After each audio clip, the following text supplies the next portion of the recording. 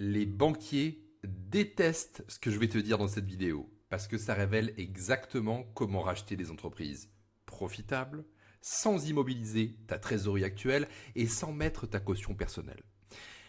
Le modèle des banquiers, vous le connaissez déjà tous, repose sur une seule et unique croyance. Pas d'argent, pas de deal, ou du moins pas d'investissement. Ils veulent que tu crois que finalement, sans épargne, c'est impossible. Je ne sais pas si tu as peut-être déjà discuté avec un conseiller financier, un chargé de clientèle, même professionnel ou même directeur d'agence. Bref, ils veulent te faire croire que sans épargne, c'est impossible.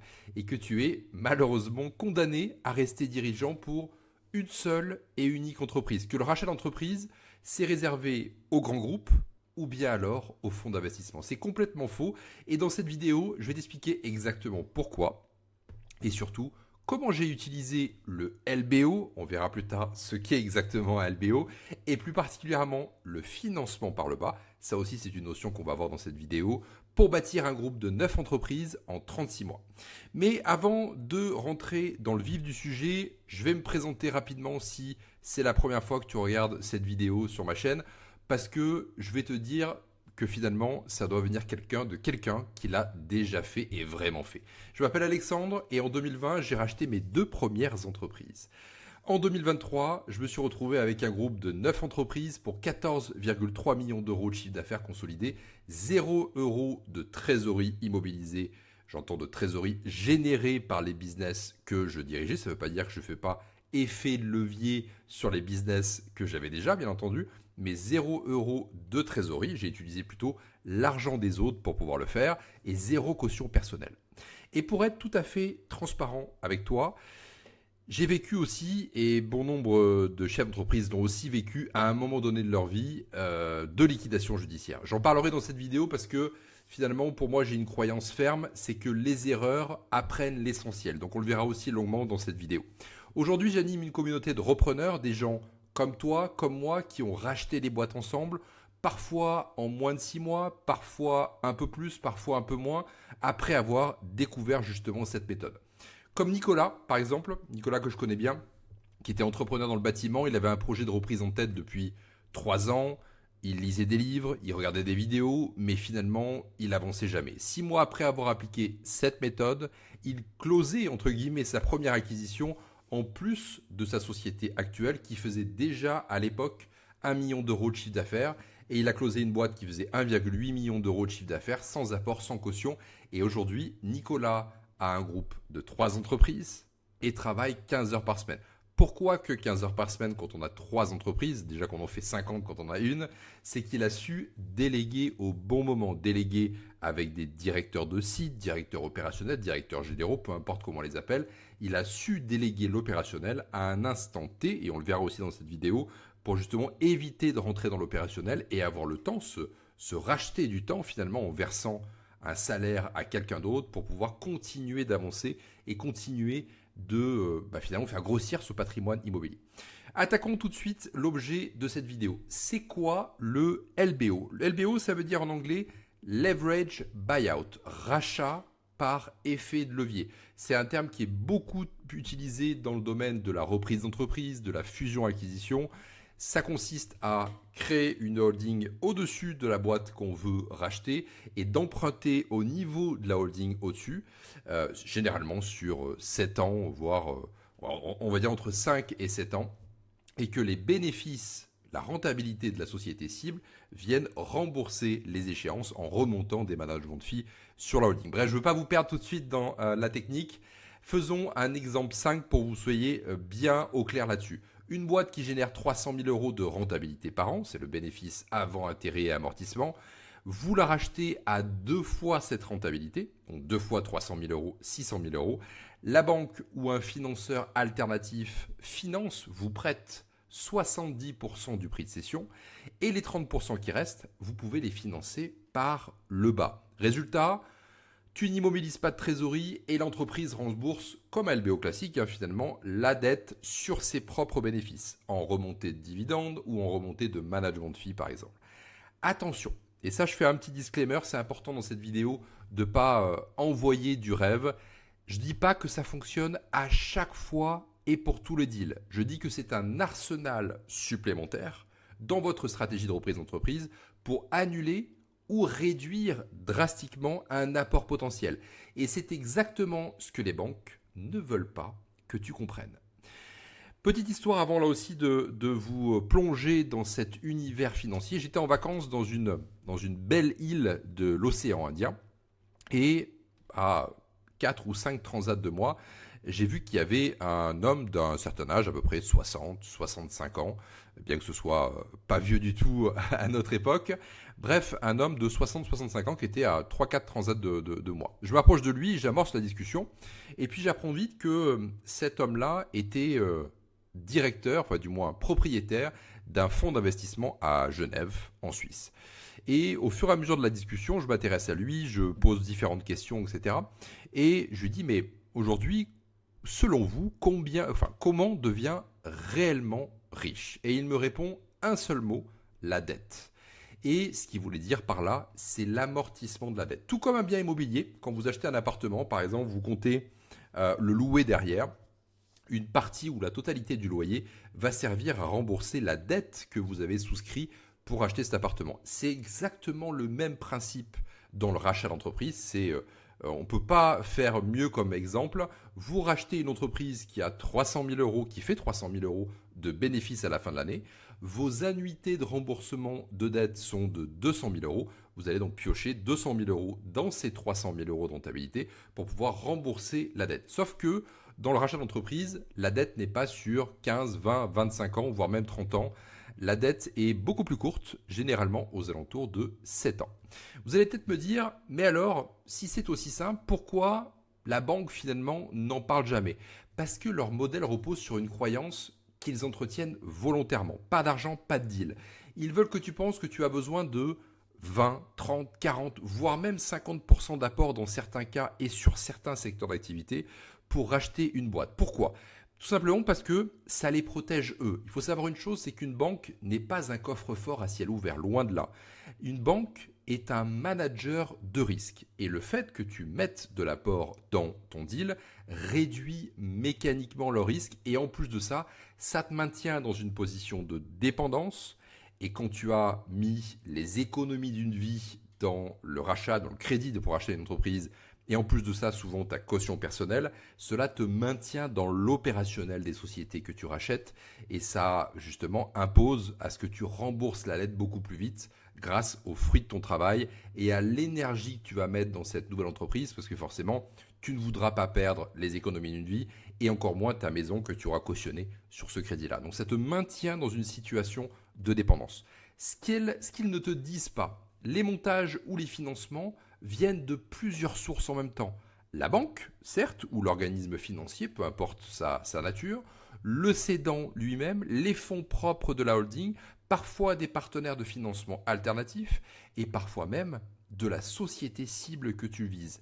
Et ça, on va en parler aussi longuement dans cette vidéo. Un financement hors financement principal des 70-80% de la dette nécessaire à l'achat de la société peut venir en effet du cédant lui-même, des fonds propres de la holding, des partenaires de financement et parfois même de la société cible que tu vises. Et quand tu combines intelligemment ces différentes sources, tu peux racheter une entreprise profitable sans sortir un centime de ta poche ou bien alors, comme je vous disais tout à l'heure, réduire drastiquement votre apport.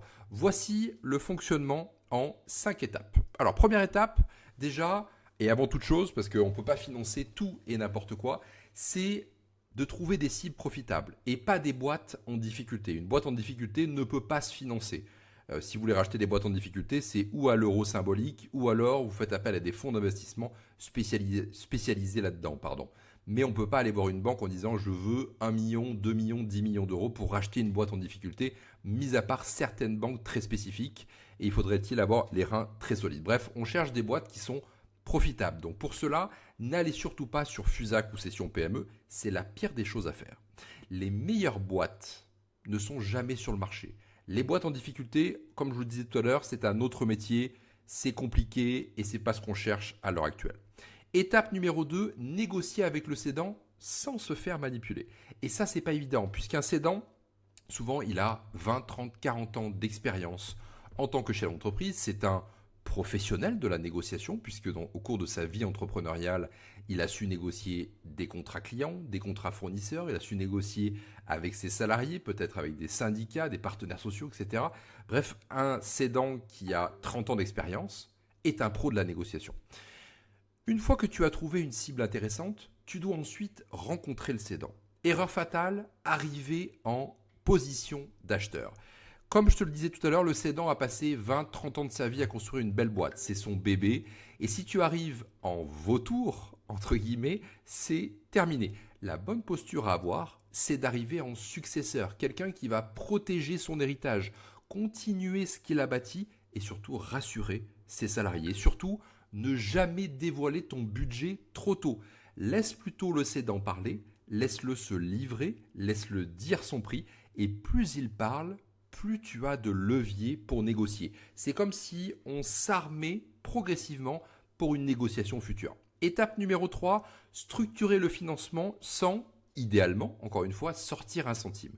Là, c'est le cœur du sujet, comme tu le sais, c'est le sujet de cette vidéo. Le montage que j'utilise systématiquement, c'est ce qu'on appelle, et ça je vous en ai parlé tout à l'heure, le LBO en holding. Tu crées une holding au-dessus, une holding qui peut être une holding sectorielle par exemple, thématisée boulangerie par exemple. La holding rachète l'entreprise cible, la banque finance généralement entre 50 et 70% du prix, et le reste, tu le négocies en financement par le bas. L'entreprise rembourse sa dette via ses propres bénéfices, toi tu perçois une rémunération de dirigeant, et dans 5 à 7 ans, ta dette est complètement remboursée et tu possèdes une entreprise libre de toute dette. Et c'est exactement ce qui m'est arrivé, et ma dette de départ, aujourd'hui, est remboursée à plus de 75%. Les banques disent souvent non en première intention, et c'est normal, comme je te le disais tout à l'heure, les banques sont avant tout des managers de risque, ce ne sont pas des coffres-forts à ciel ouvert, et c'est normal, c'est leur job. Mais voilà ce que j'ai appris après 9 deals. Les banques ne financent pas un projet, elles financent des personnes. Ce qu'elles veulent voir concrètement, c'est 4 grands points. Un repreneur crédible avec une expérience en gestion. Un business plan solide et surtout réaliste. Ne mettez pas des 30% de croissance l'année 1 et 60% de croissance l'année 2. Il faut que ce soit réaliste avec un taux de croissance, on va dire, classique de 3 à 5% par an pour des business qui sont matures dans des marchés matures. Une capacité de remboursement claire. La banque veut voir que sur les 300 000 euros de rentabilité par an, par exemple, il y a 150 000 qui est dédié tous les ans à rembourser la dette pour la banque, plus les intérêts, bien entendu. Et un cédant présent pendant la transition. Négociez toujours, et ça c'est un petit tips au cours de cette vidéo, négociez toujours une période d'accompagnement du cédant de 6 à 12 mois post-acquisition pour 2 choses distinctes. Première chose, ça va en effet rassurer les banques. Les banques veulent voir ça. Et deuxième chose, le cédant qui est en phase de transition va pouvoir aussi former votre futur directeur général. Ça, on le verra dans une autre vidéo beaucoup plus en détail. Et d'ailleurs, vous en avez une sur ma chaîne actuellement.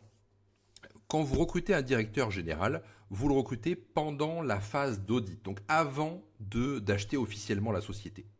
Une fois que vous avez racheté officiellement la société, votre directeur général est prêt, il est recruté et vous signez officiellement son contrat de travail le lendemain de l'acquisition de la société. Ensuite, vous devez former.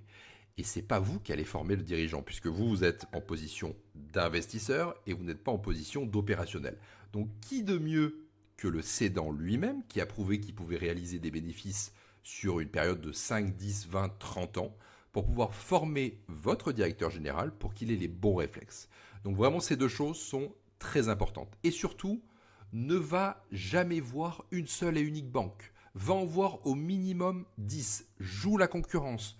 Et si ta banque principale te dit non, il existe aujourd'hui des partenaires de financement alternatifs, des fonds spécialisés dans le financement de reprise d'entreprise qui peuvent tout à fait combler ce gap. Et d'ailleurs, à l'heure actuelle, puisqu'ils ont bien compris que le papy boom arrivait à son paroxysme jusqu'à 2030, donc il y a de plus en plus de fonds d'investissement ou de financeurs alternatifs qui sont positionnés sur ce sujet de la reprise d'entreprise à l'heure actuelle. Donc vous n'aurez aucune difficulté à trouver des partenaires de financement là-dessus. Étape numéro 5, sortir de l'opérationnel et scaler. La plupart des repreneurs font une erreur après leur première acquisition. Ils deviennent le patron opérationnel. Et j'en parlais juste avant, justement. il gère les salariés, les clients, les fournisseurs, et ils se retrouvent exactement dans la même situation qu'avant, prisonniers de leur propre boîte. Ce n'était pas le but du tout. Le but, c'est de placer un directeur général, un directeur opérationnel, un directeur de site, peu importe comment on l'appelle, quelqu'un qui est responsable du fonctionnement et de la croissance de l'entreprise, dès que possible. Quelqu'un qui gère l'opérationnel à ta place. Toi, tu restes stratège, tu restes en position d'investisseur. Et une fois que ta première boîte tourne sans toi, tu recommences. Une deuxième boîte, une troisième, et c'est comme ça qu'on bâtit un groupe, et c'est comme ça que des noms très connus comme Bernard Arnault, comme Arnaud Lagardère, comme Vincent Bolloré par exemple, ont construit des groupes qui sont maintenant tentaculaires, puisque dès qu'ils rachètent une entreprise, et vous avez dû le remarquer, ils ne sont certainement pas opérationnels, ils ne sont pas aux manettes de l'entreprise qu'ils rachètent. Ils embauchent un président directeur général, alors à leur niveau, quand ils rachètent des boîtes qui font plusieurs milliards, ils peuvent se permettre d'embaucher des profils qui sont absolument extraordinaires. Nous, à notre niveau, sur des boîtes qui font 2, 3, 5, 10 millions d'euros de chiffre d'affaires, on va payer quelqu'un peut-être 100 000, 150 000 euros par an maximum, mais c'est déjà des profils qui sont très talentueux. Et tu recommences avec 1, 2, 3, 4, et voire plus boîtes. Si cette vidéo t'a apporté de la valeur, mets un like et abonne-toi, ça m'aide énormément à continuer à produire ce contenu gratuitement. Et si tu veux aller plus loin, j'ai condensé tout ce que je viens de t'expliquer, donc plus de 3 ans d'erreurs et de victoires sur le terrain, dans un livre. Il s'appelle « Comment devenir riche en reprenant des sociétés profitables » et il est disponible juste en dessous de cette vidéo, dans la description de cette vidéo, complètement gratuitement et sans opt-in. Tu as juste à cliquer sur le lien, tu télécharges le livre et tu peux le lire directement.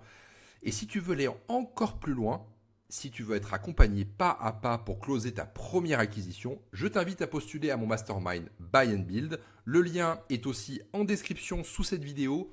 On prend au maximum 20 personnes par an, pas une de plus. Et le mastermind est plein depuis maintenant 36 mois. Alors tente ta chance en cliquant sur le lien en description pour postuler à mon mastermind. Je vous dis à très bientôt dans une prochaine vidéo.